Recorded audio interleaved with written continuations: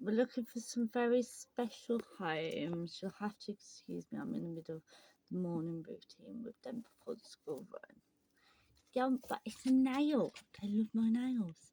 Right, so we're looking for a very special home for Eddie here and his friend Bostin, who's just ran over there.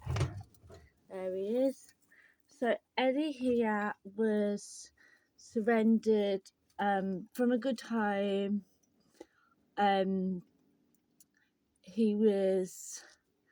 He come from a lovely home, and it was just a case of they couldn't keep going into the site called Guinea Pigs, and they was looking for a new home for him. Boston over there, the little cutie, is about 3 months old now, but he was the runt of the litter. And as you can see from his size, he stopped growing, and he's grown a little bit more. He sort of grew to about 6 weeks old, and then he stopped growing for a little bit, and then he's grown a tiny little bit more sort of in recent months as he sort of heads into adolescence. So he is growing, and he's not completely stunted growth like some runts are, but because of his size and the fact that he does tend to slow down growing, I probably wouldn't expect a full life out of him the same way that of other guinea pigs might.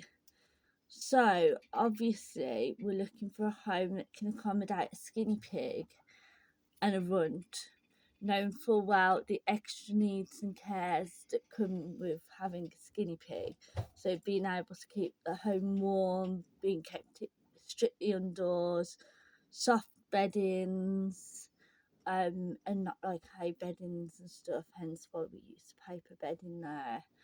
And various things like that, preferably fleece. We just don't use fleece because there's so many to clean out all the time. We can't keep on top of fleece bedding, unfortunately, but fleece bedding would be the most ideal bedding, just because of the fact that he is a skinny pig, and that means that he's going to be prone to like abscesses and various things like that. And then whoever adopts them needs to be fully aware of the fact that there is an age difference. So Eddie is 2 and Boston is only about 3 months old. So that needs to be taken into consideration, and the implications that might have on adopting this pair as well. Eddie is a really calm, relaxed guinea pig though, and he is very, very, very easy to bond. So if unfortunately Boston does have a really short life, Eddie will be very easy to rebond again and find a friend for, which obviously as a rescue I'm more than happy to do. Eddie's very sweet. He's not keen on being handled, but as you saw at the start of the video, he enjoys a little bit of a fuss. He's not that active, or inquisitive. He quite likes chilling out, and he doesn't need an overly massive amount of stimulation. Like, he's had this wheel there for a while and he hasn't even touched it. He's not bothered by it. And Boston very much follows Eddie's lead. So because Eddie's quite chilled and relaxed, Boston is just as chilled and relaxed as Eddie is. And they are a really sweet pair of boys, and they are one of the cutest bonds I've seen, especially with boys. Boston hasn't got a bad bone in him. He doesn't seem to be showing any signs of adolescence, unlike the others in his litter, where he's getting a bit dominant, and that he's just so fully in love with Eddie that he's not bothered about dominance, and that they just have a really lovely bond together. And it would be really lovely if we can find a home that is considerate of all their needs and everything.